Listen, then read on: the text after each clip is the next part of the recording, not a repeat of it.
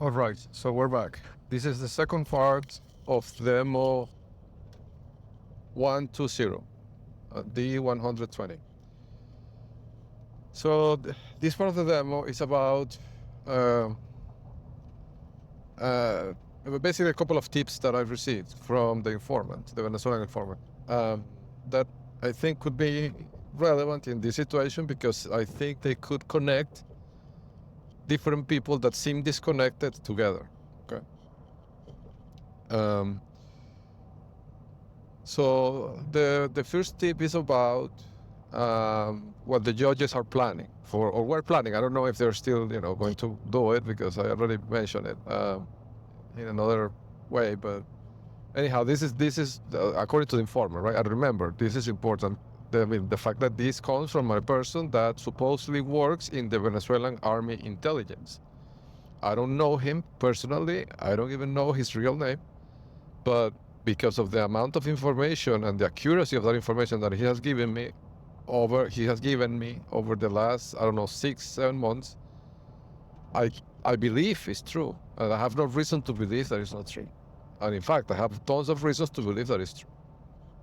And this is important. You'll see why in a second. So the first thing, so basically it's a campaign, right? The idea is it's another case they want to fabricate, right? And again, I don't know if they're gonna do it, but if they do it, it would just prove all of this, right? But the other reason why I'm saying this is even if they don't do it, is because I imagine, right, because of the size of this problem, the authorities, I mean the investigative bodies, whoever investigates this, they're going to probably have a problem, right? Which is a retrieval problem in the sense that, there's a lot of people involved and there's a lot of different topics, and it might be hard to find the right people that have a specific type of information, right? But so if they get this information, this tip could allow them maybe to narrow it down. I mean, to narrow the search space. They don't have to look at everybody and they don't have to look at all the topics. They can go directly to this, if they feel like there is, merits to this, right? They could investigate these narrow scope things and see if it's true or not, right? But I'm hoping that it's true, because if it is true and they do this investigation, they will see that this probably involves people that are, good targets, right, for them, investigatively speaking. Right? So you see what car is doing, right? When he saw that I was going to change lanes, then he retracted. But since I can't change lanes, then he is not going to. I see. One sec. Let me do this. Let me let him pass.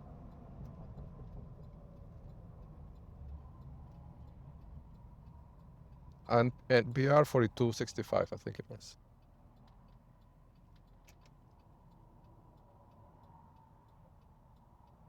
Yeah, today it's the white cars, that's for sure.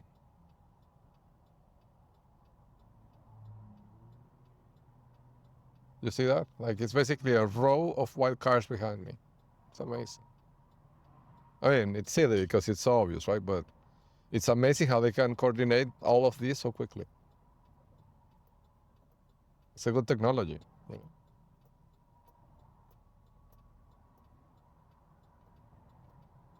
Okay. This is my chance. So you see what I did? I got into a place where I have behind a gray vehicle. Of course, they're gonna make that vehicle go away, right? To make a space for a white vehicle. But at least I will see exactly, right? So he's making a space. So the lag is like 3 seconds.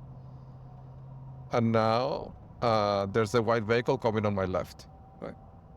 So you see, at this point now, I'm already surrounded by white vehicles. 3 of them, you see? And it takes about 5 seconds to make that happen in this current setup that they have. But anyhow, I'll continue. So the new case that they're trying to fabricate is about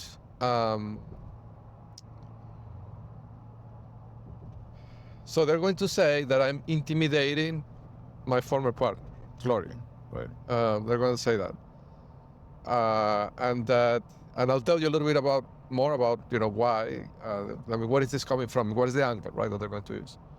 But they're going to say that I'm intimidating her because of the legal dispute, right? That I'm using intimidation, and that my reports to the OFAC and to the FinCEN are nothing more but an attempt of me to intimidate her, right? To make her back off from the litigation. The reason why they're gonna say this, I mean, they want to tell you how they're gonna do it. I mean, and all this I got it from the informant, right? I'm gonna tell you how they're gonna do it, and I'm gonna tell you what is the other evidence they are planning to use, and that's where it gets really interesting. So what they're gonna use to create this case supposedly is a series of messages that she and I exchanged recently. And the messages were about, I was, because I recorded this in the previous demo, right? I see that all this situation is coming to head. And I anticipate that because of, the things that are obvious at this point, that she might be at least questioned, right? At least interviewed by authorities. And so I sent her a message asking her to... I mean, I didn't want to be super direct on the message because I don't want to also to create, a series of messages that could be seen by authorities and then could be used against her, right? So I wrote a message that was very subtle. It was something like, like whatever happens, if somebody asks you a question, please think about the children, right? Put them first, something like that. I didn't want to be super direct, but what I was meaning was that, if you get, interviewed by authorities and they ask you to cooperate, or if you get charged with something and they offer you a deal, please take, like, don't drag the children. I mean, well, Sebas is a man at this point, but like, don't drag, the two of them through a public trial, right? Without try to make it easier for them. Like, don't make their life more difficult, right? Like, their lives more difficult than they already are, right? So that was where I was coming from, right? So they got me here with the white vehicles again. So see, again, they surrounded me with 5. Look, this is amazing. I mean, 5 white vehicles surrounded at the same time. So obviously the judges are very, I don't know, nervous, I would think. But anyhow,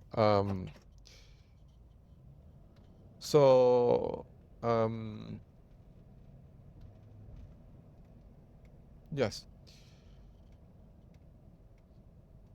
So that's where I was coming from, right? Asking her to be considerate of them, right? Nothing else really. But she responds with, and I sent her a video, like a cut video. I basically took an excerpt from the video that I posted about, I think it was demo D119. And this segment specifically talks about who KP George is and his relationship to Judge Telfair, who is the judge that is entering the void orders to keep the child kidnapped and to silence me, right? So I sent her that, right? That link. So she watches the video, and I explained to her in the message who KP George was and his relationship to Telfair and the financial crimes that connect them together, right? And in an attempt to make her see liability, so she, doesn't drag the children through a difficult process. Right? But her response, and this I don't think was her response, I think this was really Morgan Heibner or Tina Simon, right, in the message, because the message is obviously legally crafted, right? I'm going to tell you the message in a second, but you will see why I say that it's legally crafted. The reason I know it's not her writing the message, it is explained in my book. Like, I know that they cannot let the agent talk to the target about legal topics, in this case, for example, because I could trick her and I could make her say something that could be damning to them, right? Like, for example, what happened on June 30, when she admitted that the psychiatric evaluation was a weapon, right? So they can make that, they can let that happen. That's why they have to impersonate her phone number, and the person who is replying to the message is an attorney or even a judge, maybe, right? I don't know. I think Tina Simon was a judge at some point. I don't know. I can't recall that, to be honest. But, it's somebody that is a senior legal professional, right? A senior. At this point, they're not going to use for this, they're not going to use an attorney that is just out of college. Anyhow,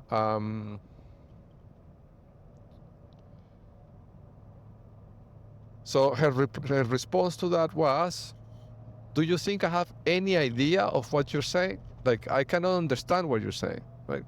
And this is a legally crafted message because it's a message that serves a dual purpose, right?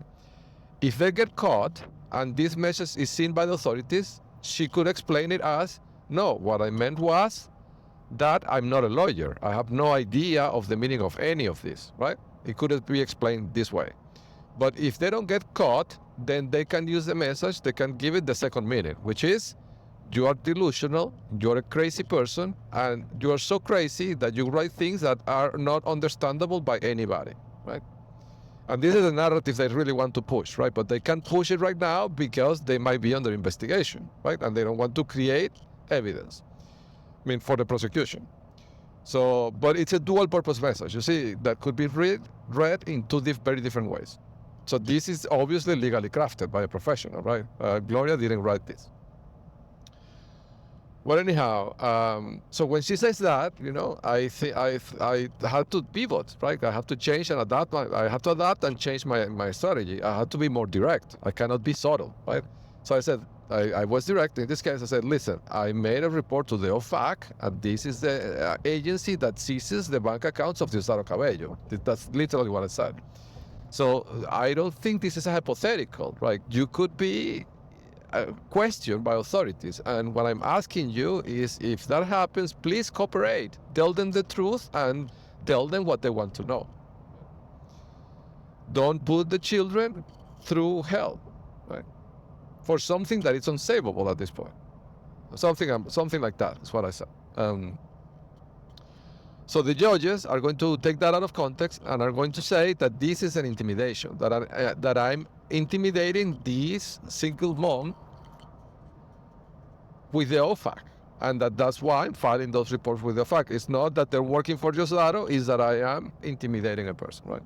But don't leave, please, because this is where it gets really, really interesting. The informant also told me that what they did is that they went to Goldman Sachs and they dig up a little number that they had in there fabricated in 2018, which is a complaint in human resources against me. And I'm going to tell you how that rules work, right? But the plan is that they're going to use that as backup evidence to show it to a judge to say, listen, this shows that this is a person that has a pattern of intimidating people, okay? Because at Goldman Sachs, Rajini, who was a lady, an engineer that reported to me in my team, she filed a report with the Goldman Sachs Human Resource Department, and that's when I quit. That's when I decided to quit the company. Shortly after that, like a month after that. She filed a report with Human Resources accusing me of fostering an environment of intimidation. I'm going to tell you how that works, right? In a second, I'll go into that rules because that also ties up Adam Core. But I'm going to start with this first because there's a lot of glaring questions here, right? So they have that report in the Human Resources Department of Goldman Sachs, and the judges are going to dig it from there and use it as evidence for this new case they want to fabricate. For me, supposedly intimidating Gloria, right? Now, I have to tell you, 1 second. I'm going to do this again, where I'm going to get in front of a non-white page. 1 second. Yes, so they're going to, but the question is, right, what is the connection? There's many questions. Let me tell you the questions that I see in this, right? What is the connection between the people in the human resources at Goldman Sachs and Sinera Strain and the people and the person from employee relations that handled that report and these judges in Texas? These people are in New York. The Goldman Sachs people, right? They are from New York. And supposedly they're completely disconnected from these people in Texas. I mean, this group of judges that are doing this today, right, in March 2026. And this report was filed in Goldman Sachs in 2018, so 8 years ago, right? I mean, what is the connection between these two group of individuals across 8 years and 5,000, 4,000 miles? I don't know how many miles, right? I think it's 3,000 miles. 3,000 miles and 8 years of separation, and they are colliding in this time and space now. I don't know. It's a question that needs to be asked, right? Also, it needs to be asked, how is that this Venezuelan person from the army in Venezuela, the army intelligence specifically, I think, is in knowledge of something that a group of judges in Texas are doing and planning covertly, and in collaboration with a group of people at Goldman Sachs. So how is that this Venezuelan intelligence person has knowledge of these two separate things? I think that this suggests that both these people at Goldman Sachs and these judges are working for Josaro Cabello. It's the only explanation, right? That's how this informant is getting this information. And also, it asks the questions. I mean, if my former partner, Gloria, or Suleima Villamizar, she goes by the two names, if she really goes and files this case, right, makes this complaint for, bullying or intimidation, whatever, right, and I'm in knowledge of this information before she does it, and they in fact do this, make this exact argument, and bring this exact proof, it would, authorities would have to ask the question, what is the relationship between Suleima Villamizar or Gloria Espina and the judges, the group of judges in Texas, and Goldman Sachs, right? And this person from the Venezuelan intelligence in Venezuela, who is in Venezuela, right? This person is not here in the US, from what I understand. I mean, what is that connects all these people? Well, it's Diosdado Cabello. That's the connection, right? But this is what I'm saying, that this helps on the retrieval problem for authorities, because they don't have to look at all Goldman Sachs. They only have to look at the people that had contact with this human resource complaint from 2018. And the judges that have had contact, direct or indirect, with, Suleima Villamizar, like William Cal Adams, Troy Pickett. Like, this reduces the search space and the topic. You don't have to read all the documents. All you have to look is for these keywords, like Goldman Sachs, human resources, intimidation, Ronaldo, and you will find the people very quickly, right? I mean, if I was authorities, that's what I would do, right? I would find them quickly, just by the keywords, right, of the searches, targeting the keywords. So that is the plan. Now, let me tell you why I said Adam Korn, because Adam Korn was the person that first implemented the Business Insider rules. Let me remind you what that was, right? So I was working at Google. I was a happy camper. I was very happy with what I was doing at Google.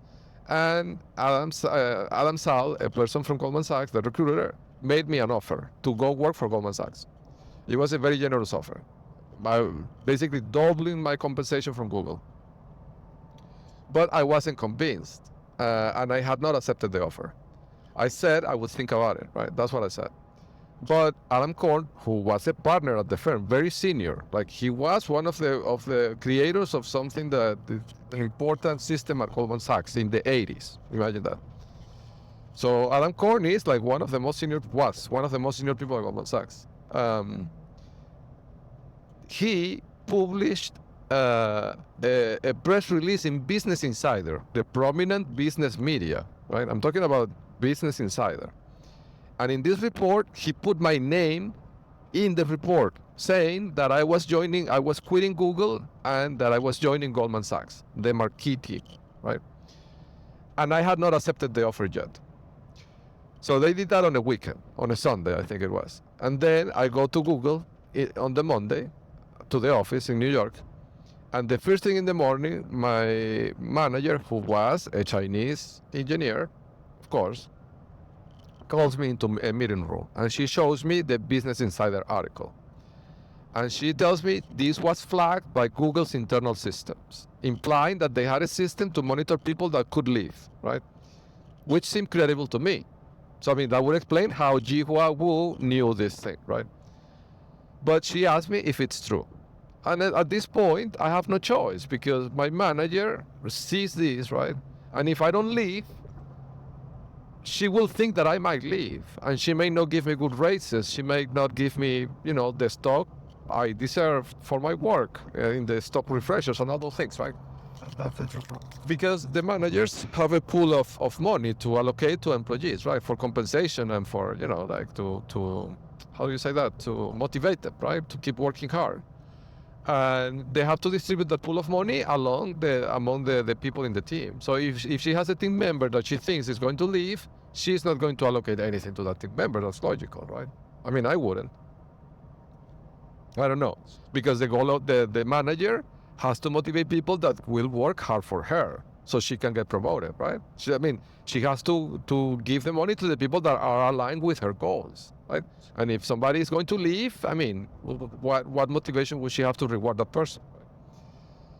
So at that point, I really had no choice. I had to quit on the spot. And that's why I quit my job at Google. I didn't want to go work for Goldman Sachs, but I had to at that point, right? Because Adam Korn did this. So when I called Adam Korn, I went to a meeting with him, right? I said, I want to talk to him. So Adam Saul brought me to Goldman Sachs. Adam Saul brought me to Goldman Sachs to talk to Adam Korn. And, I asked him, hey, what happened? And he said, well, I don't know. I'm really sorry. He apologized. Adam Korn actually apologized to me for this, which I think means that he knew it was wrong, right? He said somebody in our communications department jumped the gun. We had the press release ready, but we were not going to publish it. But that person made a mistake and it got published, right? And well, unfortunately, you had to quit your job at Google, right? So anyhow, that's how I ended up at Goldman Sachs. Fast forward more or less 1 year, and they are telling me, all of them, like, Adam Korn, Sinead Strain, Mayur Thakur, Michael Schlee, that the firm wanted to invest more on search and that I should grow my team. And they were encouraging me to hire people. And Adam Korn, again, suggests to me a gentleman by the name Anand, who was working in another department on the New Jersey office. And remember, Adam Korn was one of the most senior people at Goldman Sachs. I'm not going to argue with him or go against what he say, right? If he's telling me this person is good, this is the person you want, I'm going to interview that person, right? So I interview Anand, and because he comes highly referred by Adam Korn, I invite him to join the team. Anand joins the team. As Anand joins the team, his name I think was Anand, but I might be wrong about that. This happened 8 years ago. I can't really recall the spelling, right? But after he joined, the day after, he became my enemy. Like, it seemed like his job was to antagonize me. Everything I said or proposed to the team or asked the team to do, he would challenge it, question it, contradict it. He was an adversary. And remember, I was his manager, right?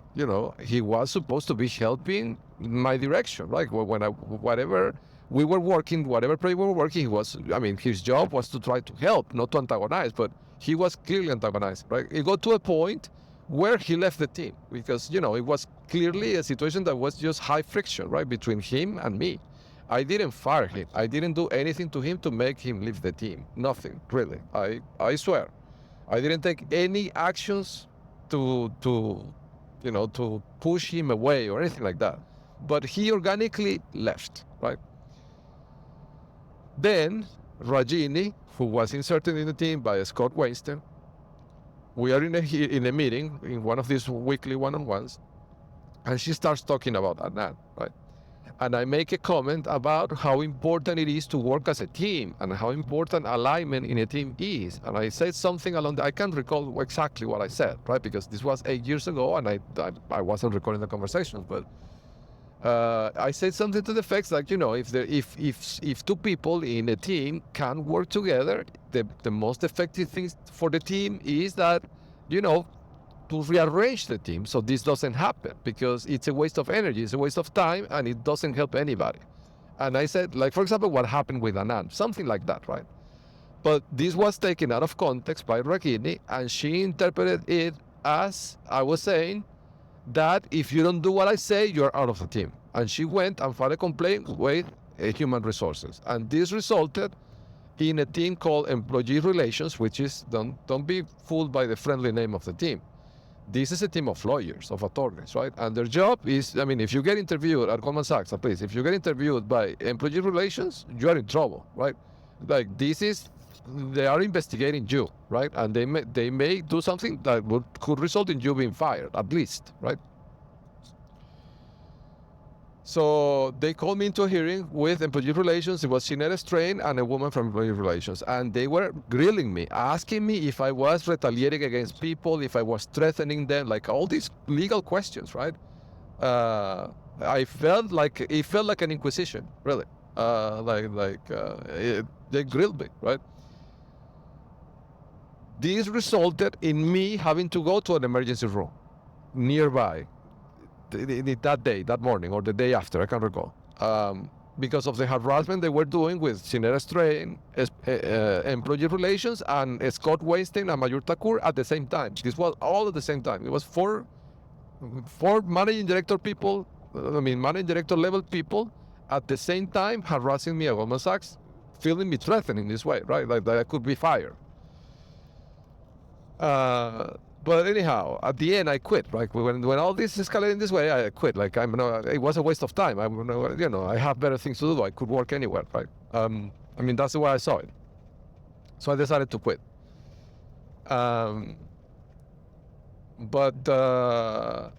But the result of this is that this leaves in the employee relations archive in Goldman Sachs all these allegations of intimidation, right? And I think this is exactly the weapon to use it in a case like this. Now they can go to Goldman Sachs and dig this little number and bring it to a judge, right? To justify anything, right? To say that I'm intimidating Gloria or something like that, right? So this is exactly the weapon, right? But it's interesting because they created this weapon 8 years ago, in 2018, before I even became aware of the fact that they are a criminal network, right?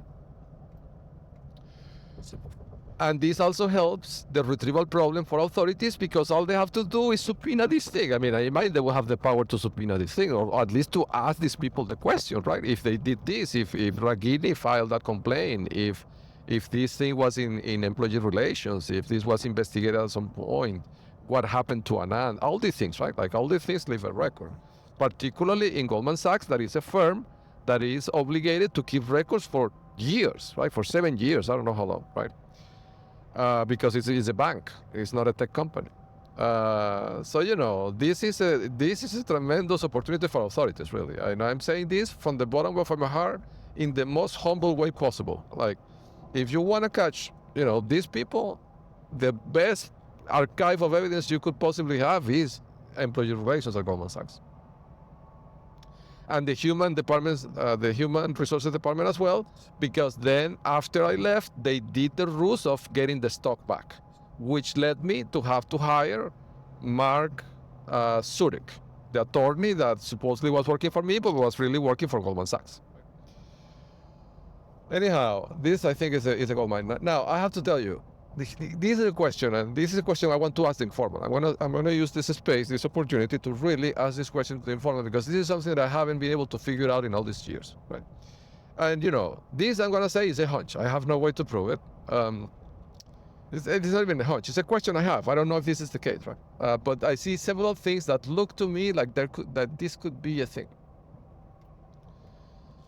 This could have been a ruse, but I don't know, right? But maybe the informant can, because obviously the informant has connections in Goldman Sachs, right? Because he knows this, right? And let me tell you, this I also documented in the book. The Venezuelan connection at Goldman Sachs is a guy by the name of Leo Brito, who's obviously Venezuelan intelligence, right? He's, I think, the only managing director who is Venezuelan of origin, and you look at him and he looks military. Like, he's obviously the connection, right, of the Venezuelan intelligence with Goldman Sachs. His name is Leo, Leo Brito, Brito. So anyhow, so this is the question. Look, when I joined this marquee team at Goldman Sachs, I was very excited because I was going to be exposed to the financial industry, and this seemed to be like a tremendous opportunity. And I was very interested in being exposed to the sales department of Marquee, meaning, I wanted to be in the sales meeting on how they sold this product. I wanted to see that, right? And through my tenure at Goldman Sachs, in many occasions, I asked different people to bring me to those sales meetings. I've asked this like at least 10 times to different people, right? And I have to tell you, I never managed to get into one of those sales meetings. Never. Like they never let me see one, right? But at the time I thought, well, it's just bad luck or whatever, right? But putting things in perspective, I mean, that's not the only thing, right? There's other things that I see as red flags. The other one is that after I left Goldman Sachs and I discovered that Travis Kalanick, Piero Midyar, and Elon Musk were all working together to spy and steal the things I was working on,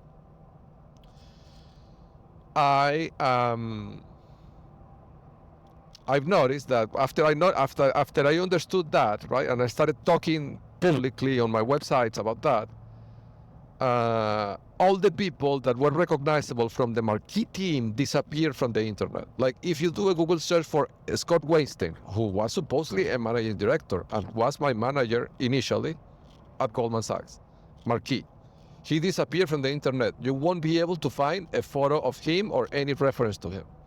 Liana Technology vanished, right?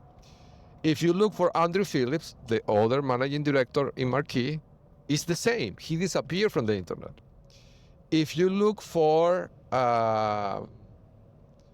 any of these people in Marquee, even for Francis Llanaros, who was promoted to managing director after I left, as a reward for spying, because he passed important information that I told him to Scott, and I know that for a fact. He also disappeared, right? So all these people disappear out of the sudden, and they were managing directors. I mean, this is the highest position you can achieve in the financial industry, arguably, right? Not even at Goldman Sachs. It's the most coveted position that you could aspire. They almost got me here with the white one. In Wall Street, but they all disappeared, right? Right around the time that I figured out that Travis Kalanick, Piero Midyar, and Elon Musk were doing this together. So the question that I ask myself today is if Marquee was even real. Like I don't know the answer to that. Maybe this Marquee product where they brought me to work was even a scam. Maybe it didn't even exist. Like I don't know. Right? I have to tell you all the red flags I saw. The product was not very sophisticated, and I always tried to understand what it exactly did, and it wasn't clear. Nobody could give me an answer. I don't know if you would recall. There is a sketch. It's a viral sketch of, I think it's Saturday Night Live, and the sketch is about it's kind of a parody of the guy that invented the crypto, right? And in this parody, they start asking the guy questions about exactly how it is and how it works and how does it really sustain the economy and what is the value being created when you mine this crypto, right? And this, the parody, right? In the parody, the creator of the cryptocurrency, he just started like throwing smoke and confusing the interviewer, right? And then he disappears in the smoke, right? Something like that, right? I tried to ask different people of different levels exactly what was the product, what value was being created, and nobody would give me a straight answer. And I really never saw anything that, the way they explained it to me was that it was an API that would expose functionalities that were available and technologies that were available only inside of Goldman Sachs to external institutional clients. And with that narrative, as an engineer, it made sense to me. But of course, it makes the product very opaque because I'm not an institutional investor, right? I have no way to know if what they're saying is true. How do I test it? So I was seeing all these APIs, but I don't know exactly, who was using it and for what, right? It creates a lot of opacity, right? Because of that setup that they presented, but also because of this. Of these different situations, I have to tell you, right? I've never saw a client. I've never saw a sales meeting. I never saw anything that I could see, yes, this adds value, or I can see how somebody would pay for this. I never even saw a price list, like how much does this cost? How much X client is paying for Y product? I never saw anything like that. And then all these people disappeared at the same time. And were disappeared by Liana Technologies, who I already reported to the OFAC for disappearing my books to help hide the crimes of Diosdado Cabello, who is a specially designated individual, right? So I don't know. The thought crosses my mind every now and then that maybe Marquis didn't even exist. Maybe this was just a fabrication that they set up to keep me there trapped for years, spying on my communications and getting my cookies from my startup ideas, right? To steal them. But if that's the case, this would be horrible. Like, I don't know. Like, I think this is something that could be investigated. Like, do Goldman Sachs really have Marquis? Do they really sell this product? How much money have they made? And how much they have spent on headcount over the last 9 or 10 or 12 years, right? Because this was in 2018, right? You have to look at the spending in personnel of Marquis the year before I joined to see if it jumped, right? And then after I left to see if it decreased. Because, these things would leave footprint. And of course, nobody would not organically audit this normally, right? In a normal situation, this would go unnoticed, right?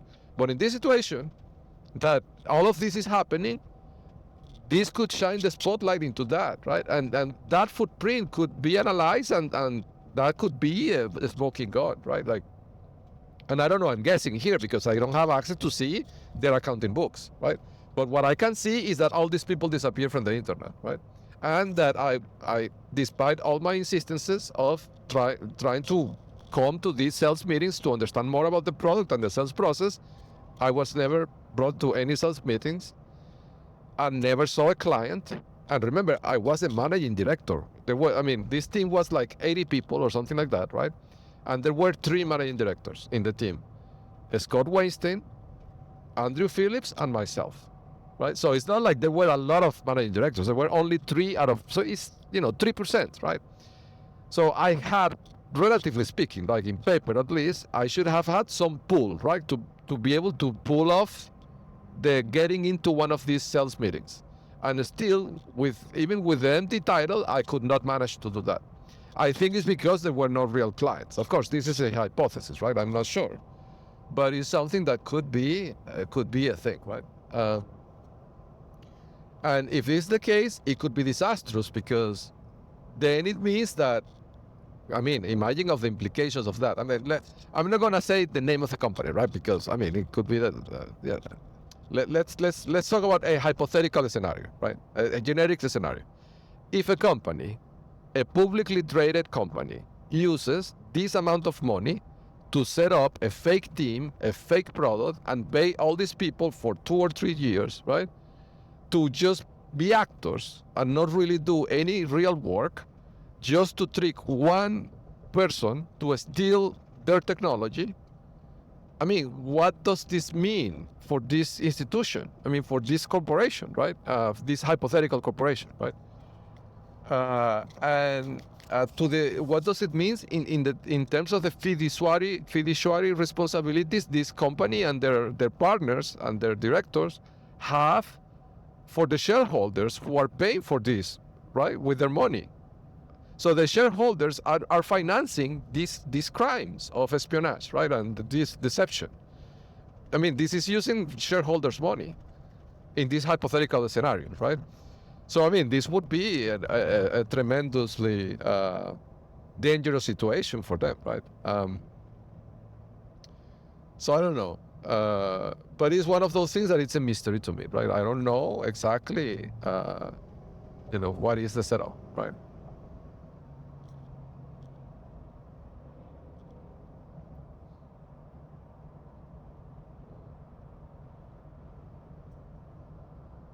Yes. But I see a lot of red flags, right? Like if I think of it, I didn't see one thing that would lead me to believe this was a legit product, right? Or a legit team. Everybody was new, there wasn't any, I don't know, there's just too many red flags, like too many. If I keep enumerating them here, this would be like 20 minutes. So I don't know. It's a question for informant, really, because I imagine the informant could probably get this information from Leo Brito or somebody that knows Leo Brito, right? And that would tremendously help here. If I have confirmation, if this is the case, it would be a game changer, right? I think.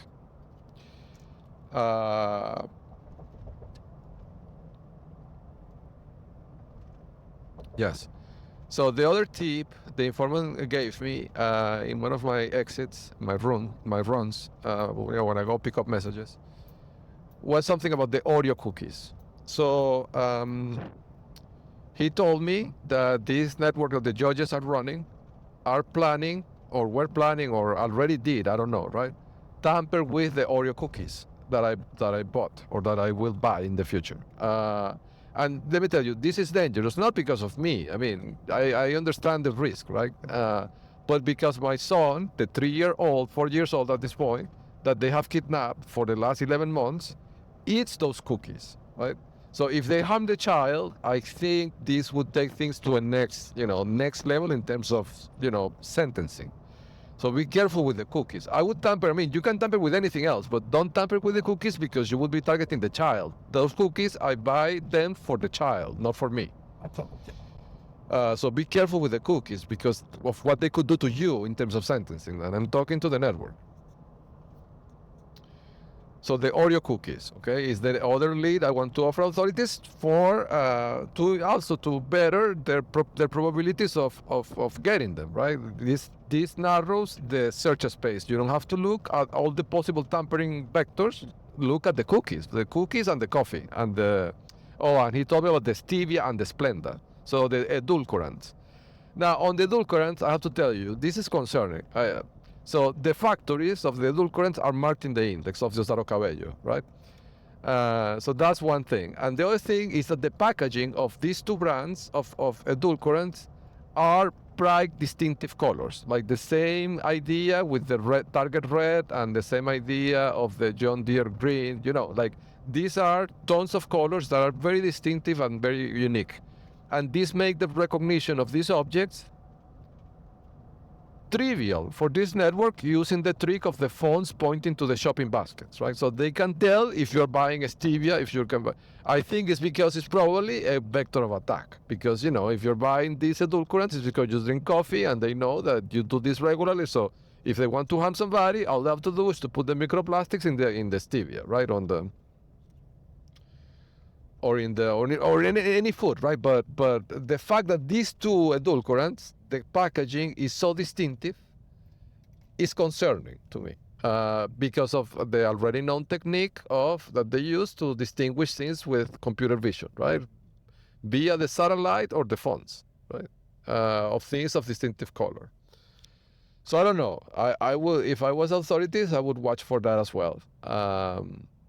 Now, the question would be who makes the decision of the coloring of those packaging, right? Because, it doesn't necessarily mean that the entire company is owned by Diosdado Cabello, but at least, right, the marketing department or somebody, right, that has the pull to make this choice must be in this, right? Because they made these two packagings in this, of two separate companies in this way. Right? There is I have to wait because there is a fire truck coming through. One sec.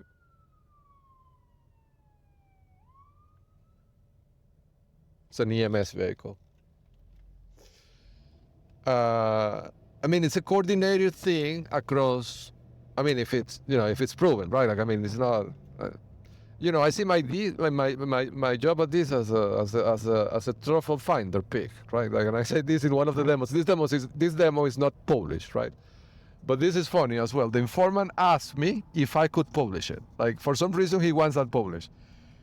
I didn't publish it because it's a demo that is very technical, right? And I thought it would add noise. But the informant in Venezuela, imagine that. And I recorded this in my car, in the red Tesla. And somebody in Venezuela has the power to listen to what I say inside of that red Tesla. Imagine the implications of that.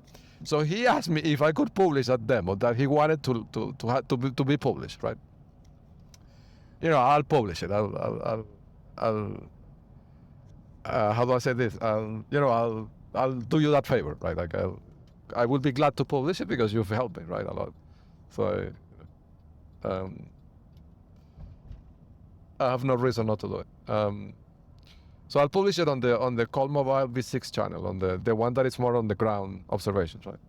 The other one, the rapid fire tips, I'm keeping it more high level for like more general audiences, right? People that are not necessarily into the intelligence or counterintelligence work.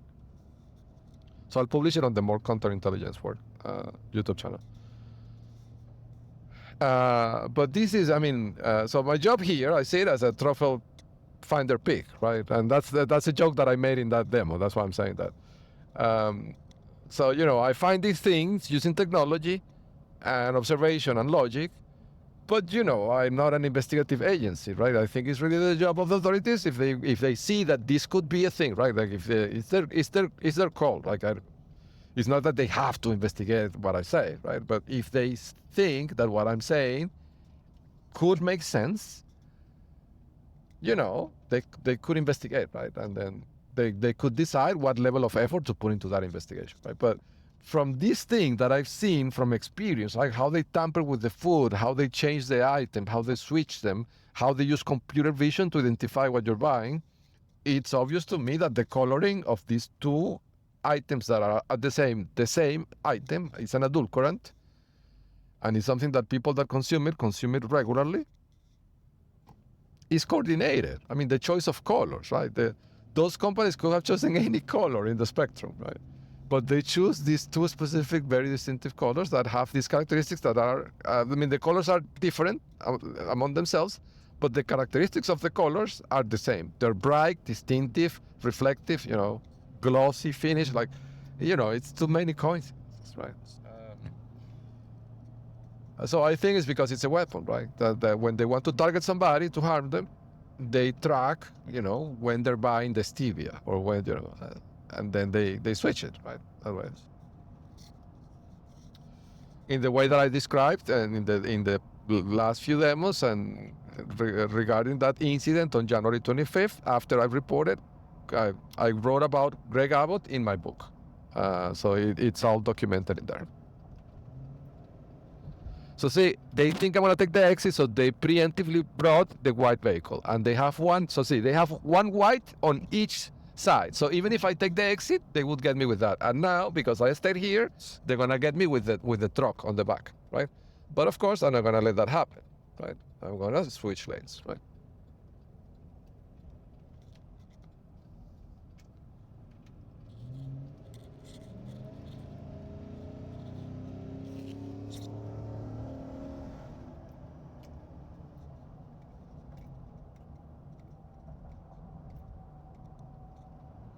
Yes. See? It's all about, so now I got into a situation where I have everybody next to me is gray, which is good, right? And this today is good because the L2s are the whites. So this is good, right? I go to, so it's, this is basically the game we're playing these days. It's, they're trying to get me with one color and I'm going to the other color. And that's it. In a safe manner. I'm not driving dangerously or taking any risks. Because I know they're looking for an excuse to crash into my car again. Because according to that police officer, whoever changes lanes is automatically guilty of anything that happens because after the person changed lanes. Anyhow. So yeah, but I can't recall why I started talking about because I was talking about the Oreos, right? So yeah, so I got that tip from the informant about the Oreos, and that led me to remind myself about the colors of the edulcorant packaging, right? Which could be a thing. But many of the factories of the edulcorants and the offices are marked in the index of Diosdado Cabello. So this is a fact. You can check it. You can check this on the website, on the spyhell.org. Don't take my word for it. And some of the factories have the geo features and everything, right?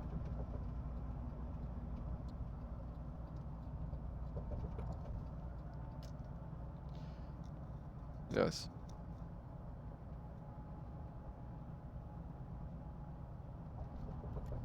Mm.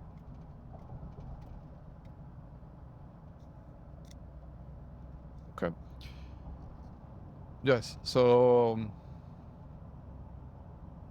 So yeah, I mean those were the couple of tips that I had, and for this demo, and that question, that it's kind of a burning question that I've had in the back of my mind for a long time about the legitimacy of Marquee as a team, right? Because I see all these red flags and I don't know.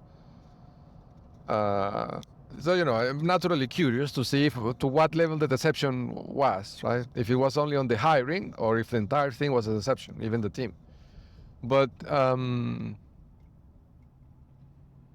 importantly, right? Because I think if investigating, and if this is the case, the level of liability on these people would be immense, right? They would be really next level.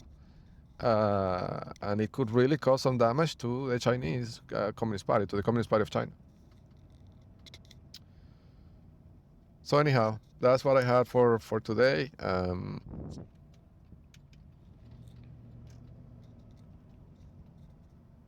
And so I'm gonna close this demo, and I'll see you on the next one. Okay.